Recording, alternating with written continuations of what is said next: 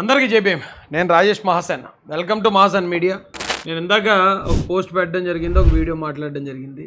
గౌరవనీయులైన జనసేన అధినేత పవన్ కళ్యాణ్ గారి ప్రవర్తన, వారు మాట్లాడుతున్న మాటలకి ఒక మహాసేన వ్యవస్థాపకుడుగా ఇక్కడున్న బడుగు బలహీన వర్గాల తరపున పోరాడిన ఒక ఆర్గనైజేషన్ తరపున వారికి మేము ఇచ్చిన మద్దతు ఏదైతే ఉందో అది ఉపసంహరించుకుంటున్నాం జనసేన వరకు మాత్రమే అని మేము తెలియజేసినప్పుడు చాలామంది జన సైనికులు అంటే వాళ్ళ దగ్గర ఎప్పుడు ఉన్న అగ్రెసివ్నెస్ అది బూతులు తిట్టడం, అమ్ముడిపోయాడు అంటాం, నిలకడలేదంటాం, రకరకాల మాటలు మాట్లాడుతున్నారు.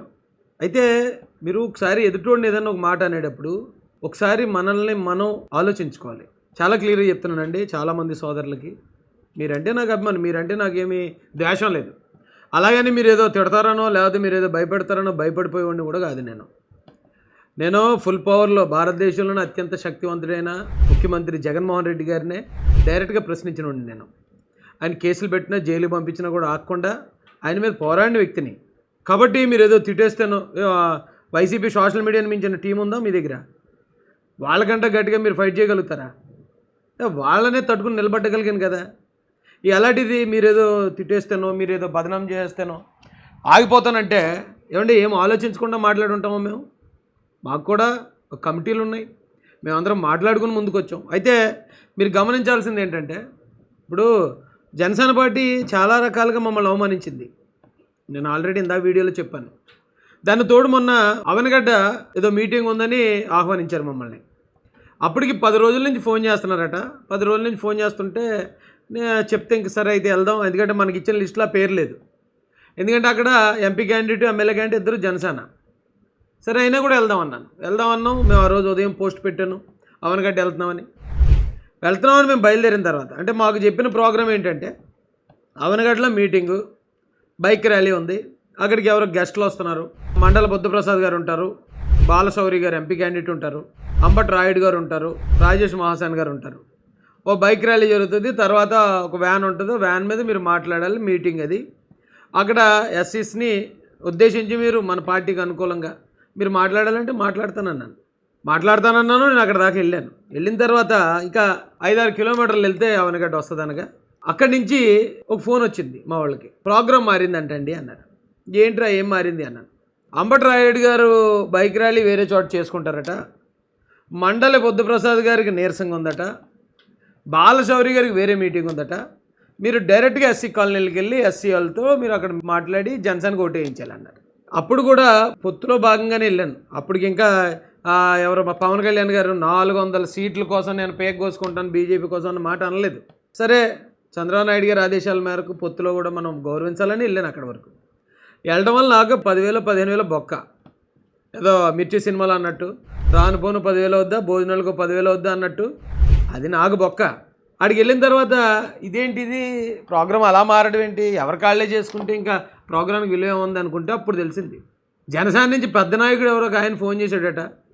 రాజేష్ అనేవాడు పక్కన ఎమ్మెల్యే ఎంపీ క్యాండిడేట్లు కానీ లేకపోతే ఇంకొక ఆయన రాయుడు వైసీపీ నుంచి వచ్చిన అంబటి రాయుడు కానీ ఉండడానికి వీల్లేదు, ఆయనకు అలాంటి గుర్తింపు ఇవ్వడానికి వీల్లేదు, ఆయన ఎస్సీలతో మాట్లాడి వెళ్ళమనండి. మేమేమైనా బానిసలమా? మేము మీకోసం పనిచేయడానికి మా అమ్మ బాబు ఏమైనా కన్నారా? మాకు గౌరవం ఎవరో, మాకు ఒక లీడర్గా గుర్తింపు ఎవరు, కానీ మా ఓట్లు మాత్రం నేను ఏం చేయలే.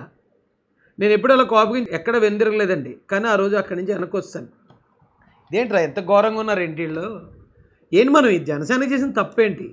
చాలామంది పొత్తు ధర్మాన్ని పాటించాలి కదా రాయిష్ నువ్వు అంటే, పొత్తు ధర్మాన్ని పాటించడం అంటే ఎలాగండి? మా మీద ఏం జరిగినా, మమ్మల్ని కొట్టినా, తొక్కేసినా, అవమానించినా సైలెంట్గా ఉంటే శభాష్ రాజేష్ నువ్వు చాలా మంచివాడు అంటారా?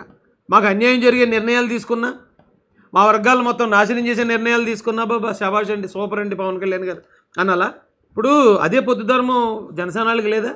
తెలుగుదేశం పార్టీ టికెట్ అనౌన్స్ చేసిన తర్వాత అబ్బాయి మేము రాజేష్ గడికి ఇస్తే మేము ఓటేయం, మేము మొత్తం 3 నియోజకవర్గాలు ఓడిస్తామని పబ్లిక్గా స్టేట్మెంట్లు, పబ్లిక్గా కారు అద్దాలు పగలు కొట్టడాలు, మరి ఇవన్నీ చేసినప్పుడు మరి పొత్తు ధర్మం కోసం నాకు ఫోన్ చేసి మాట్లాడేవాళ్ళు మరి వాళ్ళకు కూడా చెప్పు ఉండాల్సింది కదా.